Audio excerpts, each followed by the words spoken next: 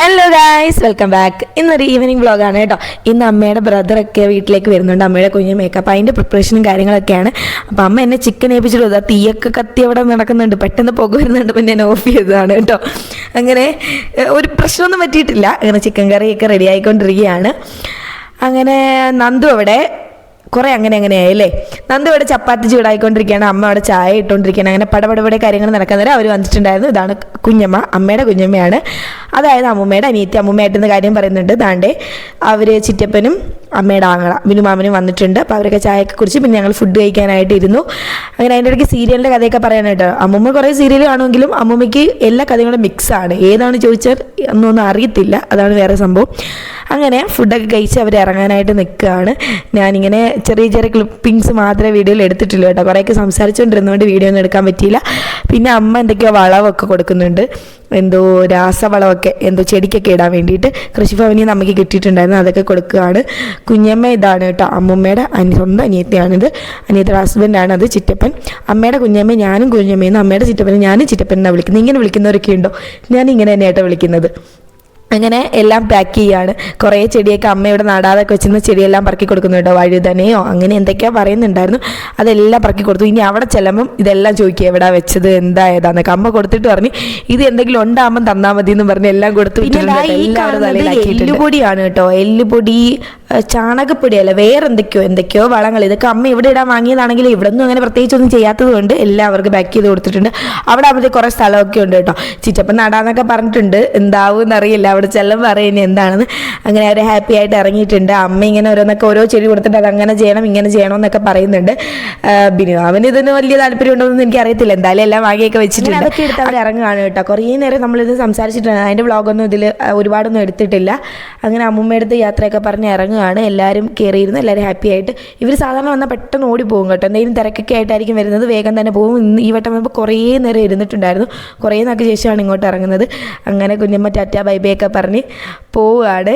പിന്നെ നമുക്ക് എല്ലാവർക്കും ഒരു സ്വഭാവം ഉണ്ടാവില്ല. ഇറങ്ങിയാലും കുറേ നേരം വെളിയിൽ നിൽക്കും. പിന്നെ കാറിൽ കയറുന്നുണ്ട് കുറേ നേരം സംസാരിക്കും. അങ്ങനെ കാറിലൊക്കെ ഇരുന്ന് കുറേ നേരം സംസാരിച്ചിട്ടാണ് പോയത്.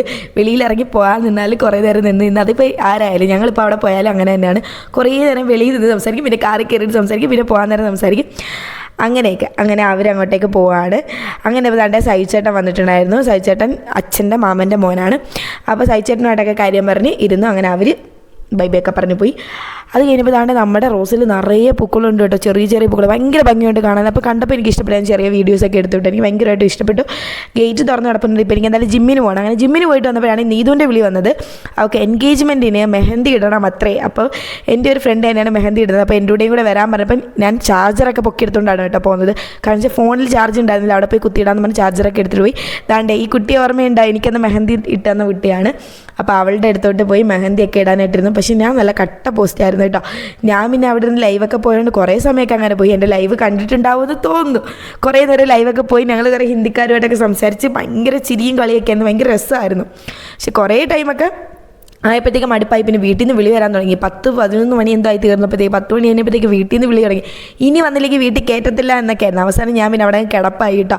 ഞാനവിടെ കുറേ നേരം ഇരുന്നിരുന്ന് മടുപ്പായി. ലൈവൊക്കെ പോയി കഴിഞ്ഞ് ഇനി ഒന്നും ചെയ്യാനില്ലെന്ന് കണ്ടപ്പോൾ പിന്നെ അവിടെ കിടപ്പായി. പിന്നെ അവളുമാർ പറഞ്ഞു അവിടെ കിടന്നോ മിണ്ടിപ്പോയിരുന്നു. കാരണം വെച്ചാൽ ഞാൻ മിണ്ടുന്ന അനുസരിച്ച് സ്ലോ ആവും മെഹന്തി ഇടുന്നത്. ഇവർ കാര്യം പറയുന്നതിലോട്ടാവും. കുറേയൊക്കെ അങ്ങനെയാണ് സമയം താമസിച്ചത്. സത്യം പറഞ്ഞാൽ കുറേ നേരം ഞങ്ങൾ കാര്യം പറഞ്ഞു. എന്താണെന്ന് വെച്ചാൽ ഞങ്ങളെല്ലാവരെയും കോമൺ ഫ്രണ്ട്സാണ് കുറേ പേരൊക്കെ. അപ്പോൾ ഓരോ കഥകളൊക്കെ പറഞ്ഞ് ഇങ്ങനെ പോയി. അങ്ങനെ നീതു ഒരു ഡിസൈൻ കാണിച്ചിട്ടുണ്ടായിരുന്നു. അത് തന്നെയാണ് ഇട്ടത്. അങ്ങനെ കുറേ നേരം നീതു നന്നായിട്ടിരുന്ന് എൻജോയ് ചെയ്യുന്നുണ്ടായിരുന്നു. നമുക്കിതൊക്കെ ഭയങ്കര ഇഷ്ടമാണ്. അവൾ എത്ര വേണമെങ്കിലും ഇതിന് വേണ്ടി ഇരുന്ന് കൊടുത്തോളും. ഞങ്ങളങ്ങനെ ലൈവിലൊക്കെ പോയ കാര്യങ്ങളൊക്കെയാണ് കേട്ടോ ഇരുന്ന് പറയുന്നത്. അങ്ങനെ കുറച്ച് വ്ളോഗൊക്കെ എടുത്തു. ലൈവിൻ്റെ വ്ളോഗ് എടുക്കാൻ പറ്റില്ല. കാരണം വെച്ചാൽ എൻ്റെ ഫോണിൽ നിന്നായിരുന്നല്ലോ ലൈവ് പോയിരുന്നത്. അങ്ങനെ ഒരുവിധം കഴിയാറായി. എന്തായാലും നിങ്ങൾക്കിത് മെഹന്തി ഇടാൻ താല്പര്യം ഉണ്ടെങ്കിൽ ഞാൻ ഇവളുടെ ഇൻസ്റ്റഗ്രാം ID പിൻ ചെയ്തേക്കാം. നിങ്ങൾക്ക് താല്പര്യം ഉണ്ടെങ്കിൽ കോൺടാക്ട് ചെയ്ത് നോക്കട്ടോ. അങ്ങനെ ഫൈനൽ ലുക്കിലേക്കായി. അപ്പോഴാണ് സമാധാനമായ. സമയം 11 മണി ആയിട്ടുണ്ട്.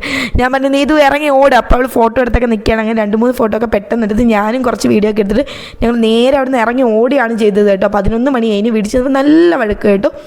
അങ്ങനെ ഇനി സൺഡേ അവളുടെ എൻഗേജ്മെൻ്റ് ആയിരുന്നു. അപ്പോൾ അതിൻ്റെ വ്ളോഗൊക്കെ വരെ. അപ്പോൾ ഇഷ്ടപ്പെട്ടു എന്ന് വിചാരിക്കും. ഇഷ്ടപ്പെട്ട ലൈക്ക് ചെയ്യാൻ ഷെയർ സബ്സ്ക്രൈബ് ചെയ്യാൻ മറക്കണ്ട. ബൈ.